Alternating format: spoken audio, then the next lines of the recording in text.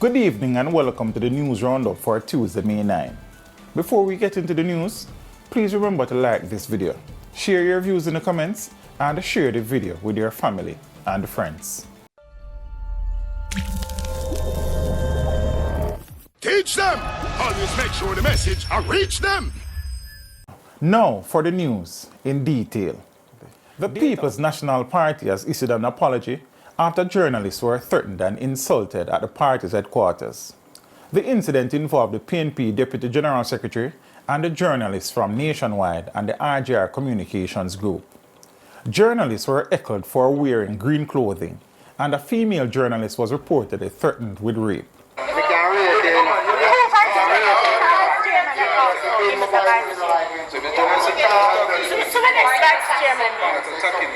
But I was addressing Mr. Phillips, and you're attacking me as if I'm not supposed to. No, you're asking for a statement. I'm asking Mr. Phillips. No, you can't speak on the matter. You can't speak on the matter.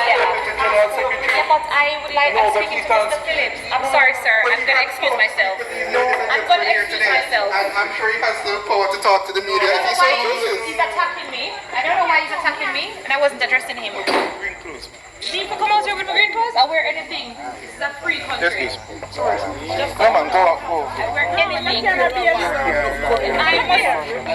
this can't be the climate. This can't be the climate. But you know how loving it is. This cannot be the climate. No comment on this one. What are you forcing us? You're not going to get that from me. The PNP says it disassociates itself from the behavior of its Deputy General Secretary and condemned any act of violence against citizens. The party offered a sincere apology to the journalist who was subjected to the abuse. Robert Nestor Morgan, Minister with Responsibility for Information. When I heard about the incident last night, as a journalist, someone who worked in the newsroom and had to go to various events and functions to cover, I thought about myself as a Jamaican doing a job and being threatened. And then worse, I thought about a female journalist having to stand in a crowd of antagonistic people with someone threatening her with rape. That is not a position that any Jamaican, especially a female, should be put in. And what made it worse, that senior members of the People's National Party were present when these things were taking place and no one intervened. This is not where we want our country to go. Jamaica has fought very hard for its press freedom. The Minister of Information has quite rightly condemned certain activities that took place yesterday evening. Those activities were indeed unfortunate and grave, and I think we have already indicated as a party our full support to all journalists, to persons who carry out the function of informing the society and ensuring that information is relayed in a responsible way. And data obtained from the Jamaica Constabulary Force indicates an increase of nearly 32% in the number of firearms seized by the police since 2020. The data showed a near 62% increase in pistols seized, rising from 146 in 2020 to 236 so far this year.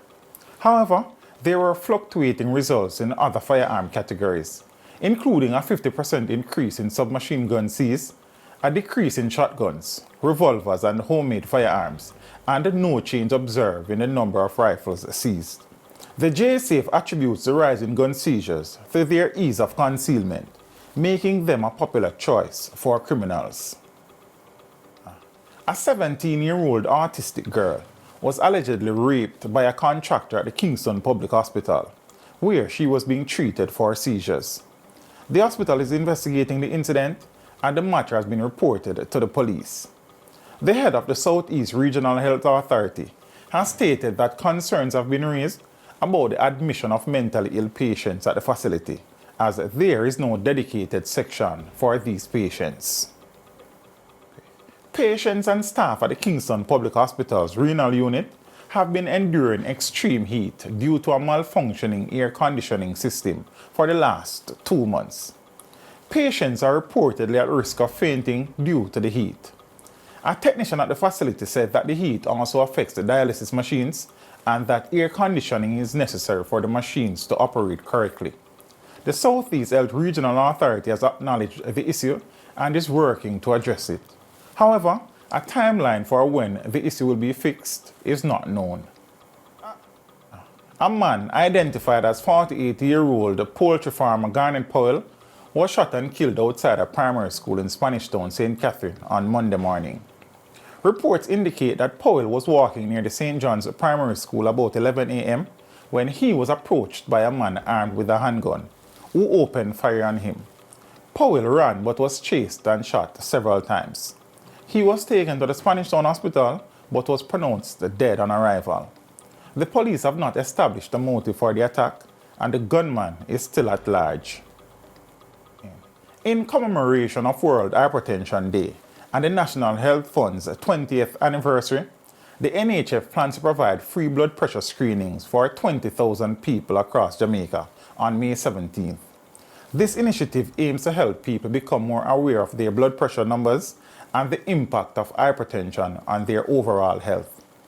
Hypertension is considered a silent killer and is the leading risk of cardiovascular disease. Approximately 25% of Jamaicans have hypertension, with over 432,000 people registered under the NHF card program. The NHF is collaborating with various organizations to conduct the screenings at select locations island-wide. 3 men were shot by gunmen in Mount Salem, St. James on Monday, resulting in the death of 2 men. Ainel Downer, 28 years old, and another man identified only as Butty. The incident occurred around 1 p.m. when the group was ambushed by armed men at an intersection in the area. The attackers fired several shots before fleeing the scene, leaving the victims with multiple gunshot wounds. The police have launched an investigation into the incident. The Jamaica Defense Force has declined to comment on allegations that its soldiers did nothing to prevent the murder of a man in Denham Town, West Kingston on Sunday. According to an eyewitness, the soldiers stood and watched as the man was killed less than 20 meters away from their checkpoint. The victim was identified as 29-year-old truck driver Richard Collins. Head of the Kingston Western Police, Senior Superintendent Michael Phipps, said Collins was involved in violence.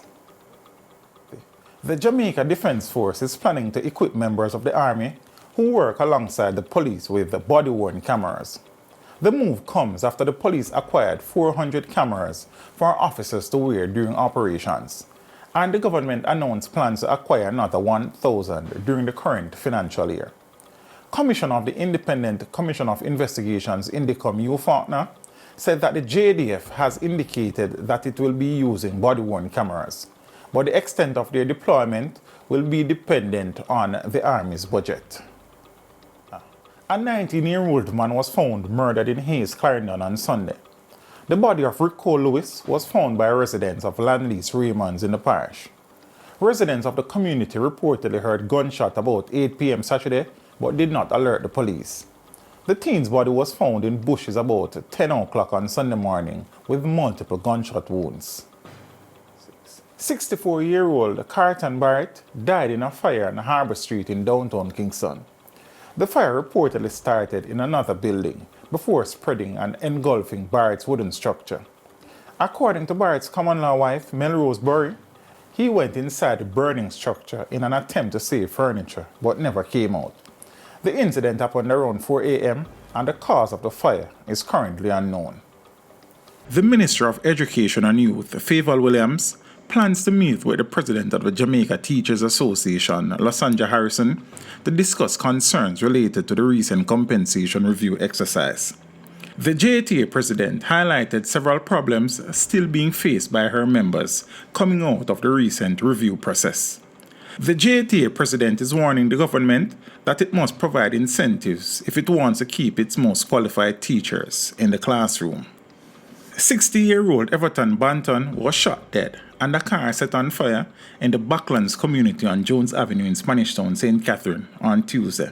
The police were called to the scene around 12:20 a.m. after residents heard loud explosions.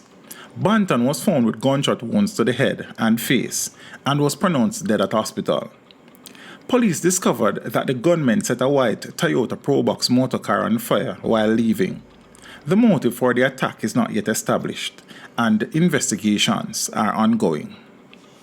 Local authorities have increased their search for the parents of a newborn baby who was found abandoned in a bag on the side of a fence in Vineyard Town, Kingston. The baby, who was discovered with bite marks and covered in ants, was taken to the Bustamante Hospital for Children.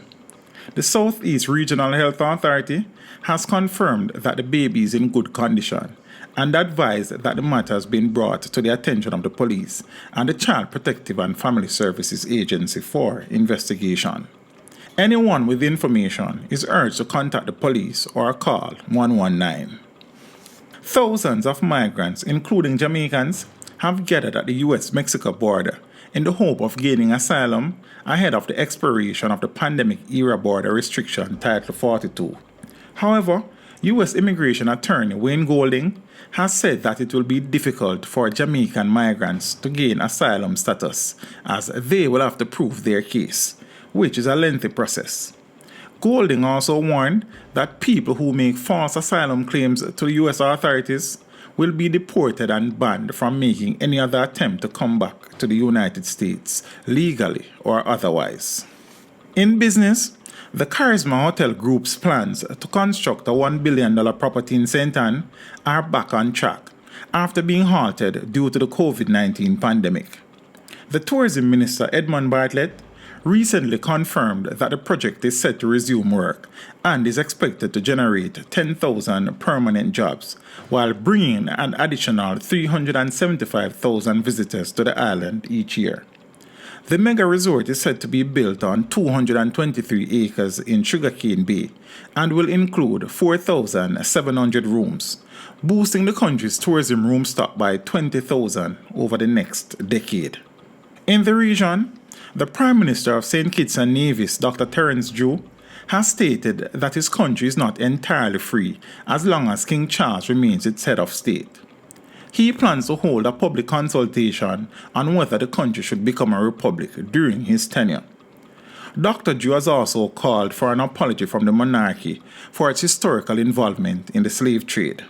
Buckingham Palace recently announced its cooperation with an independent study on the relationship between the British monarchy and the transatlantic slave trade. St. Kitts and Nevis were the first Caribbean islands where English colonizers permanently settled. On the international scene, a 58-year-old man in southwest Louisiana has been charged in connection with the shooting of a group of juveniles who were playing hide-and-seek, leaving one girl injured. The man fired his weapon after he observed shadows outside his home and saw people running away from his property. A 14-year-old girl was shot in the back of the head but survived with non-life-threatening injuries. The area where the shooting occurred is a dead-end road with only 3 residents. And in sports, Shelly-Ann Fraser-Pryce has won the prestigious Laureus World Sportswoman of the Year award for the first time, beating out 5 other nominees.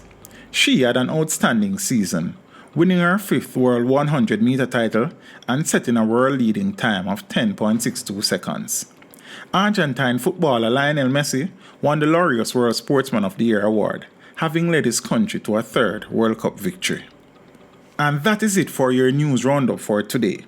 We would appreciate you liking this video, leaving a comment and sharing the video with your family and friends. Have a good evening and see you next time. Teach them! Hey, yo, hello! Send the message and make it reach them. It's teach them. Right here, Warlord representing. Thank you for watching. Like the video before you go. Please subscribe if you haven't done so. And remember to share the video with your friends and family. And browse the channel for more quality content. Until next time, walk good, my friends. Teach them!